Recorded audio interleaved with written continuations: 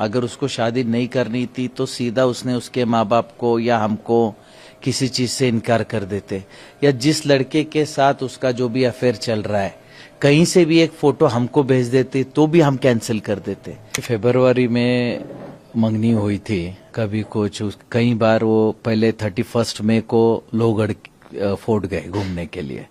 उसके बाद इमीडिएटली उसने बोला कि हमको 5 को भी जाना है, 5 जून को भी जाना है। तो 5 जून के लिए हमने इनकार कर दिया कि जब 31 को जाके आए तो रोज रोज वहाँ क्या काम है। लेकिन उसने बहुत जिद की कि नहीं मेरे को जाना है, मेरे को जाना है। लेकिन फिर किसी वजह से वो जा नहीं पाए। फिर वो लोग जा रहे थे 6 तारीख को शाम को बाली। जाते समय 4 लोग एक साथ जा रहे थे, सिर्फ केतन का ही पासपोर्ट चोरी हो गया, जिसकी वजह से वो जा नहीं पाए। एयरपोर्ट से वो रिटर्न आ गए।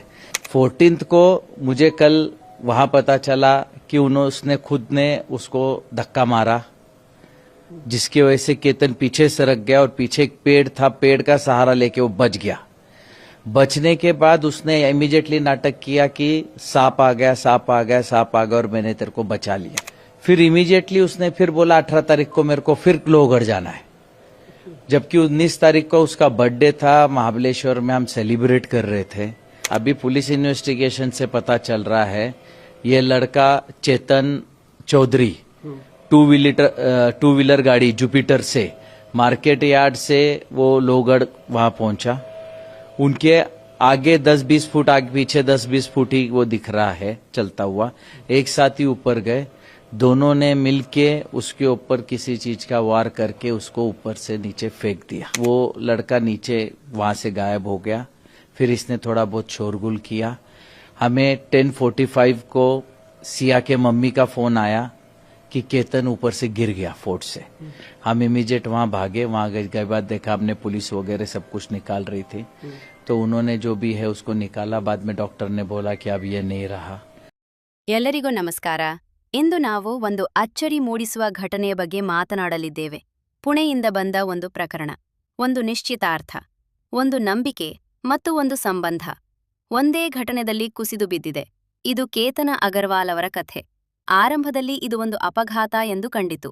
ವರದಿಗಳ ಪ್ರಕಾರ ಕೇತನ ಅಗರ್ವಾಲ್ ತಮ್ಮ ನಿಶ್ಚಿತಾರ್ಥಿತೆಯ ಜೊತೆ ಪುಣೆಯ ಸಮೀಪದ ಲೋಹಗಢ್ ಕೋಟೆಗೆ ಹೋಗಿದ್ದರು. ಕೆಲವು ಸಮಯದ ನಂತರ ಅವರು ಒಂದು ಕಣಿವೆಗೆ ಬಿದ್ದು ಮರಣ ಹೊಂದಿದರು ಎಂಬ ಸುದ್ದಿ ಹೊರಬಂದಿತ್ತು. ಮೊದಲಿಗೆ ಇದನ್ನು ಸಾಮಾನ್ಯ ಅಪಘಾತ ಎಂದು ಭಾವಿಸಲಾಯಿತು. ಆದರೆ ಪರಿಶೀಲನೆ ಮುಂದುವರಿದಂತೆ ಕಥೆ ಬದಲಾಗತೊಡಗಿತು. ಪೊಲೀಸರ ಪ್ರಕಾರ ಇದು ಕೇವಲ ಅಪಘಾತವಲ್ಲ, ಒಂದು ಯೋಜಿತ ಕೃತ್ಯ ಆಗಿರಬಹುದು. ಆರೋಪ ಏನೆಂದರೆ ಕೇತನ ಅವರ ನಿಶ್ಚಿತಾರ್ಥಿತೆ ಮತ್ತು ಇನ್ನೊಬ್ಬ ವ್ಯಕ್ತಿಯ ನಡುವೆ ಸಂಬಂಧವಿತ್ತು ಮತ್ತು ಕೇತನ ಅವರ ದಾರಿಗೆ ಅಡ್ಡಿಯಾಗಿದ್ದರು ಎನ್ನಲಾಗುತ್ತಿದೆ. ಪರಿಶೀಲನೆ ವೇಳೆ ಈ ಘಟನೆಗೂ ಮೊದಲು ಹಾನಿ ಮಾಡುವ ಪ್ರಯತ್ನಗಳು ನಡೆದಿರಬಹುದು ಎಂದು ಹೇಳಲಾಗಿದೆ. ಒಂದು ವರದಿ ಪ್ರಕಾರ ಒಮ್ಮೆ ಅವರು ಬಿದ್ದುಕೊಂಡಾಗ ಅವರಿಗೆ ನಿನ್ನನ್ನು ಉಳಿಸಲು ಹೀಗೆ ಮಾಡಿದೆ ಎಂದು ಹೇಳಲಾಗಿದೆ. ಆದರೆ ಕೊನೆಯ ಬಾರಿ ಅವರು ಬದುಕಿ ಬರಲಿಲ್ಲ. ಪೊಲೀಸರ ಹೇಳಿಕೆಯಂತೆ ಈ ಘಟನೆ ಹಿಂದೆ ಮುಂಚಿತ ಯೋಜನೆ ಇರಬಹುದೆಂದು ಶಂಕಿಸಲಾಗಿದೆ. ಈ ಆಧಾರದ ಮೇಲೆ ನಿಶ್ಚಿತಾರ್ಥಿತೆ ಮತ್ತು ಆಕೆಯ ಜೊತೆ ಇದ್ದ ವ್ಯಕ್ತಿಯನ್ನು ಬಂಧಿಸಲಾಗಿದೆ. ಆದರೆ ಇಲ್ಲಿ ಒಂದು ಮುಖ್ಯ ವಿಷಯ, ಈ ಎಲ್ಲಾ ಮಾಹಿತಿಗಳು ಪೊಲೀಸ್ ತನಿಖೆ ಮತ್ತು ಮಾಧ್ಯಮ ವರದಿಗಳ ಆಧಾರಿತವಾಗಿವೆ. ಈ ಪ್ರಕರಣ ಇನ್ನೂ ನ್ಯಾಯಾಲಯದಲ್ಲಿದೆ. ಅಂತಿಮ ಸತ್ಯವನ್ನು ಕೋರ್ಟ್ ಮಾತ್ರ ನಿರ್ಧರಿಸುತ್ತದೆ. ಈ ಘಟನೆ ನಮಗೆ ಏನು ಹೇಳುತ್ತದೆ? ಕೆಲವು ಬಾರಿ ಬಲವಾದ ಸಂಬಂಧಗಳ ಹಿಂದೆ ಕೂಡ ಅನಿರೀಕ್ಷಿತ ಸತ್ಯಗಳು ಅಡಗಿರಬಹುದು. ಆದರೆ ನಿಜವಾದ ಸತ್ಯ ಏನು, ಅದು ಕಾಲವೇ ತೋರಿಸುತ್ತದೆ. ಇಂತಹ ಸತ್ಯಾಧಾರಿತ ಮತ್ತು ಪ್ರಮುಖ ಮಾಹಿತಿಗಾಗಿ ನಮ್ಮ ವಾಹಿನಿಯನ್ನು ಚಂದಾದಾರರಾಗಿ